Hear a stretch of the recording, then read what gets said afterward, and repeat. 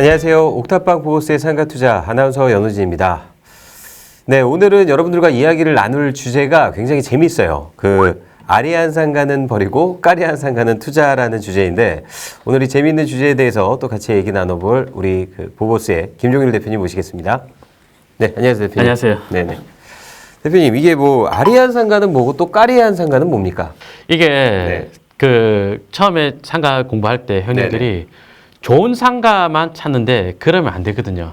그러니까 상가 투자는 가성비잖아요.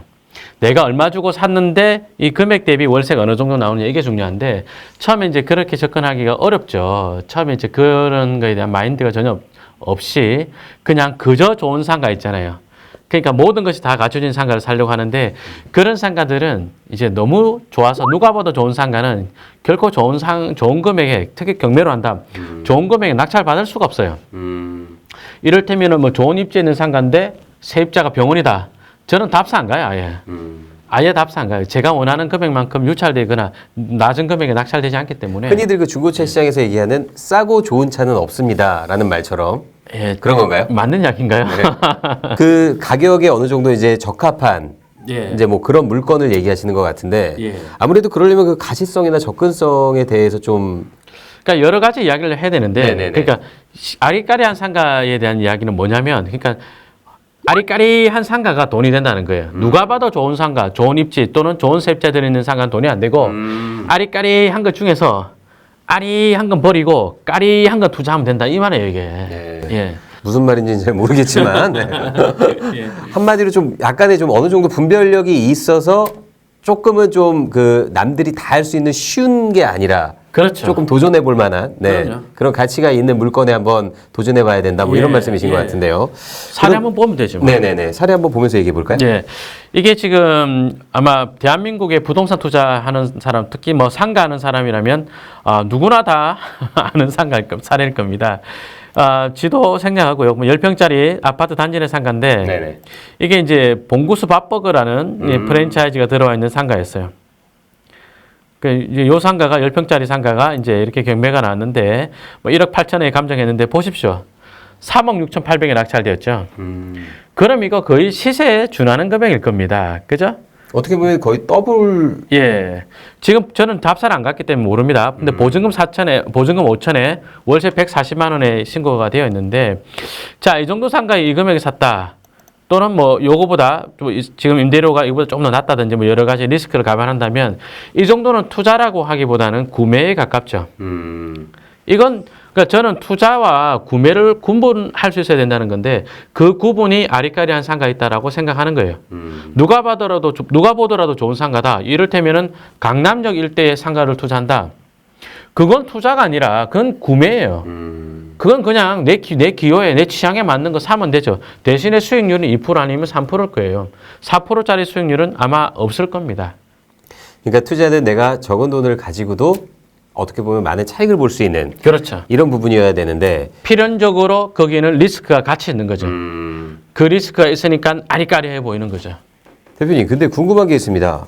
낙찰가가 어떻게 3억 7천에 육박하는데 감정가가 절반인 1억 8천밖에 안 되는 거죠? 예, 이게 경매 감정가에서 상가 같은 경우는 시세를 반영하지 못하는 경우가 엄청 많이 있어요. 이제 사실 상가는 원가법도 안 맞고 비교사례거래법도 안 맞고 수익률 환원법에 맞춰서 평가를 해야 되는데 근데 이제 그렇게 평가를 하는 것이 쉽지가 않죠. 그렇다면 이제 맨 처음에 분양가를 베이스로 해가지고 지역의 어떤 상가 가격 변동률이라든지 사실은 이런 거를 감안해서 감정가가 매겨집니다. 그러다 보면 일반적으로는 그래요. 시세보다 높은 게 일반적인데 간혹 가다가 이런 상가 같은 경우 1994년에 만들어진 상가죠. 아주 준공단지가 오래된 상가잖아요. 이런 상가들은 감정가가 시세보다 낮은 경우가 굉장히 많아요. 제가 국민은행 같은 데서 감정평가사들에게 강의할 때도 하는 이야기인데 이런 사례가 이런 몇 개 사례는 감정가가 시세를 쫓아오지 못하는 사례 아니냐 그런 이야기 하는데 이 경우도 그 중에 하나입니다. 보통 주택 같은 경우는 낙찰가랑 감정가가 이렇게까지 차이가 나는 경우는 없지 않습니까? 그렇죠.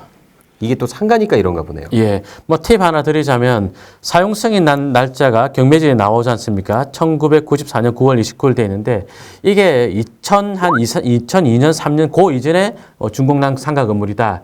그런 경우에 감정가가 실질 가치보다 낮게 평가되는 경우가 들어 있습니다. 그러니까 이런 거에는 입찰하지 말라고 말씀을 하시는 거죠? 지금? 별로 관심 두지 마시라. 이게 누가 봐도 좋은 상가잖아요. 네네네. 그러니까 누가 봐도 좋은 상가는 누가 봐도 높은 금액에 낙찰되기 마련이니까 이런 거에 별로 관심 두지 마시라. 이 금액이 물론 고민 많이 하고 좋은 금액에 낙찰 받으셨겠지만 우리가 기왕이면 리스크를 핸들해가지고 좀 상가 투자해보겠다라고 한다면 좀 아리까리한 대로 들어가시라. 그럼 아리까리한 상가에 도전을 해보려면 그만큼의 또 많은 지식과 정보와 예. 어떤 또 공부가 있어야 되지 않겠습니까? 그럼요. 그럴 때는 또 김정률의 보보스 상가 아카데미를 또 이렇게 찾아야 되겠네요. 그죠? 좋은 생각입니다. 네. 좋습니다. 그럼 다음 사례도 한번 좀 예, 들어볼까요? 다른 사례 또 보도록 하죠. 자, 이번 경우도 누가 보더라도 좋아 보이는 상가거든요. 입찰자가 무려 37명입니다. 자, 감정가 대비했을 때 91%의 낙찰이 된 상가인데 입지도 괜찮고 그리고 들어와 있는 세입자도 괜찮아요. 프랜차이즈 점이 입점해 있는데 보겠습니다.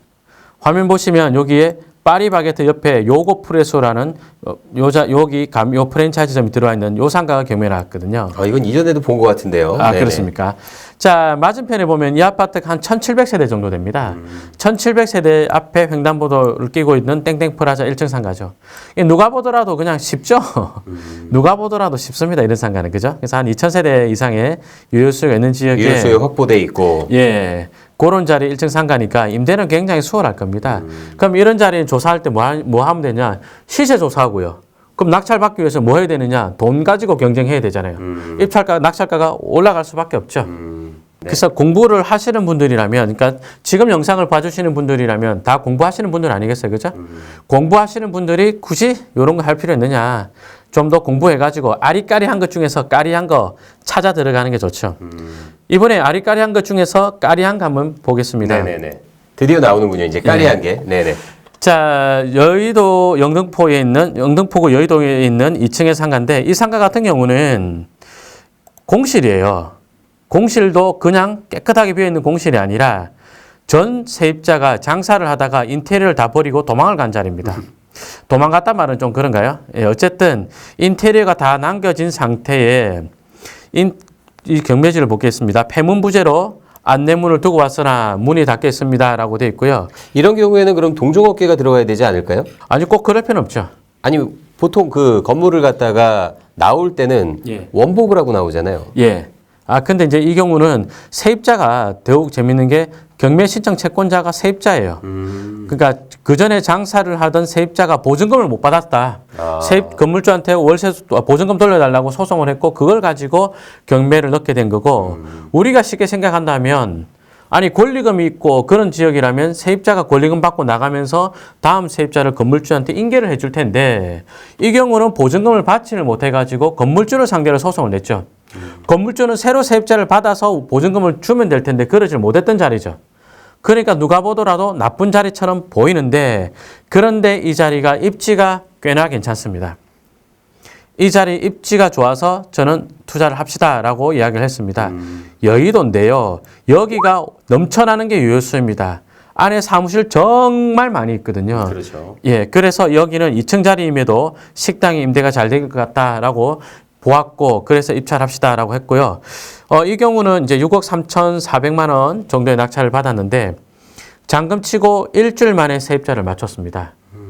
종전에 있던 세입자의 유체 동산이 남아 있지 않습니까? 네네. 이거는 이 종전 세입자가 포기하는 조건으로 우리가 명도 확인서를 써줬고 그리고 낙찰 받고 나서 바로 부동산 내놨는데 부동산에서도 들어오겠다는 사람이 있어가지고 바로 임대를 아주 좋은 금액의 임대를 놨습니다.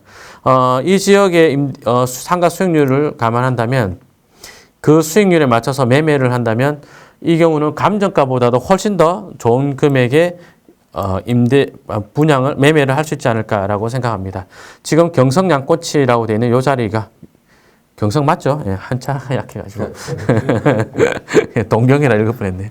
예, 뭐라고 읽으셔도 저는 알지 못합니다. 예. 어쨌든 이 양꼬치가 들어온 자리인데 그 전에 이제 다른 식당에 있던 자리죠. 월세 굉장히 좋은 금액 받아서 뭐 지금 여의도의 시세에 맞춰서 판다면 뭐 좋은 투자가 됐을 거라. 이렇게 예상합니다. 말씀을 듣고 보니까 이 또 상가의 매력은 약간 또 토지의 매력과 또 비슷하다고 할 수 있겠네요. 예, 그렇죠. 어떻게 보면 주택 같은 경우는 그 목적성 자체가 주거에 있지 않습니까? 예. 하지만 상가나 토지 같은 경우는 내가 어떻게 개발을 해서 여기에 어떤 점포를 설립하거나 어떤 사업을 할 거냐에 따라서 예. 가치가 또 달라질 수가 있다 보니까 예, 맞습니다. 아무래도 이제 또 그런 매력이 있지 않을까 싶습니다. 예, 그런 매력이죠. 그러면 또 까리한 건물 하나만 더 보도록 할까요? 예, 보겠습니다. 지금 이거 경우는 공실이고요. 이 경우는 수강생 입찰한다 그래서 이제 제가 수강생 입찰까지만 돕고 관심을 껐는데 수강생 입찰을 안 했어요. 자, 보겠습니다. 이분 원래 이제 하시기로 했던 분이 굉장히 투자를 잘하는 분입니다. 굉장히 잘하죠. 그 전에 이제 사기를 한번 당해가지고 처가살이 하다가 지금 월세 받는 게 1,000만 원이 넘는 그런 분인데 자, 요 재건축 아파트인데요. 아파트가 452세대가 있죠. 그죠? 그리고 맞은편 아파트가 600 몇 세대가 있는데 요 맞은편 아파트 상가는 요쪽에 요렇게 있는 것 같아요. 그러니까 요쪽 수요도 어느 정도 올 자리처럼 보이는데 상가의 위치가 요 출입구 요 자리입니다. 여기에 이제 해당 재건축 단지 상가가 있는 거죠. 거기다가 요 위가 막혔기 때문에 요렇게 내려오는 길이니까 이 아파트 정도 상가라면 공실이어도 한번 적극적으로 해보자. 특히 이제 이 물건 같은 경우 1층에 지금 경매지상으로는 지하로 되어 있습니다만은 현황은 1층입니다. 38평이에요. 1층에 38평짜리다. 이거 마트 들어오기 또는 편의점 들어오기 너무너무 좋은 자리다. 예, 그러면 아파트 단지 내 상가에 마트나 편의점이 들어온다면 그런다면 이거 임대료 굉장히 잘 받고 안정적으로 받을 수 있겠다. 그런데 아까 지하라고 그랬잖아요. 네네. 굉장히 단점이 뭐냐면 요 자리인데요. 보시면 여기 1층에서 내려가는데 여기 차단봉이 있죠. 차단봉이 아니고 여기 뭐지? 펜스가 쳐져 있죠. 그러면 좀 이렇게 돌아서 가야 되겠네요. 예, 펜스가 이렇게 쳐져 있는데 그 연예인 이휘재가 살고 있는 이스트 윙, 웨스트 윙 해는 그 아파트도 보면은 이제 이렇게 경사 가지고 밑에 상가들이 있는 데가 있거든요. 동천동 아이파크 상가도 이런 식으로 돼 있는데 그 상가들 보면 마찬가지입니다. 이렇게 그 지하에서 이렇게 면을 많이 내고 있는 자리 있잖아요. 네네. 요런 데 상가들만 장사가 잘 되고 안쪽으로 갈수록 급격하게 입지가 나빠지거든요. 이런 펜스나 울타리는 마음대로 뜯을 수 없습니까? 마음대로 뜯을 수가 없습니다. 그래서 밤에 뜯으면 됩니다. 아, 예. 이 울타리를 누가 쳤는지를 봐야 되겠죠. 그래서 이 아파트 쪽에서 한 거라면 그럼 여기에 뭐 뜯어내고 이렇게 계단을 한다든지 하는 것이 양해를 구하기가 쉬울 것이고 그렇게 어렵진 않을 것이고 반대로 이제 시에서 설치를 한 것이다. 그 경우는 이제 도시계 시설이니까 이제 함부로 훼손을 하면 안 되죠. 이런 예. 울타리나 펜스도 어디에서 쳤는지를 보고 또 계약을 해야 되겠네요. 주인이 누군 건지 봐야 되는 거죠. 그렇더라도 이 펜스가 있다 하더라도 이 자리는 이렇게 들어올기가 좋죠. 그러니까 이 펜스 때문에 나쁜 거 아닙니까, 선생님? 이렇게 질문을 받았는데 아니다. 이 펜스 때문에 다른 상가들은 아예 접근하지 못한다. 오히려 펜스 때문에 더 좋을 수 있다. 나머지 상가는 2층 아니냐. 이게 1층 상가인데 사실상 2층 아니냐. 요거만 되게 좋은 자리다. 제가 그렇게 말씀을 드렸죠. 그리고 요 정도 입지라면 요 맞은편에 있는 아파트 사람들이 오기에도 좋은 자리 아니겠느냐. 오히려 어떻게 보면 단점을 기회의 발판으로 삼을 수가 예, 있겠네요. 이게 나한테는 약간의 단점이고 나머지 상가들한테는 엄청난 치명적인 단점이잖아요. 그래서 요 코너 자리만 입찰하자라고 했었던 거죠. 뭐가 지금 로드뷰상으로 뭐 들어왔는지 모르겠는데 뭐 좋은 거 들어왔겠죠. 보시기에는 어떤 업종이 적합하실 것 같아요? 편의점. 편의점. 예. 편의점 자리로 너무 좋아 보입니다. 특히 면적이 크기 때문에 이 주거지 상권에서는 편의점이 상품 구색을 굉장히 다양하게 갖춰야 되거든요. 예, 그리고 한쪽에 뭐 시식 테이블 같은 것도 놓고 이런다면 꽤 괜찮은 매출이 나올 것 같습니다. 편의점이 괜찮은 매출이 나온다면 월세도 괜찮은 월세를 내겠죠. 네. 네, 오늘은 아리까리한 상가에 대해서 한번 알아봤는데요. 누가 보기에도 좋고 접근하기 편한 그런 물건들은 가격대가 아무래도 높을 수밖에 없겠죠. 조금만 더 공부를 하시고 연구를 해보시면 이런 아리까리한 상가에도 나만의 어떤 계획을 갖고 들어가서 더 좋은 메리트로 잘 살릴 수 있지 않을까 싶습니다. 네, 옥탑방 부보스의 상가투자. 저희는 다음 시간에 더 좋은, 더 유익한 컨텐츠로 여러분 찾아뵙도록 하겠습니다. 시청해주신 여러분 감사합니다. 고맙습니다.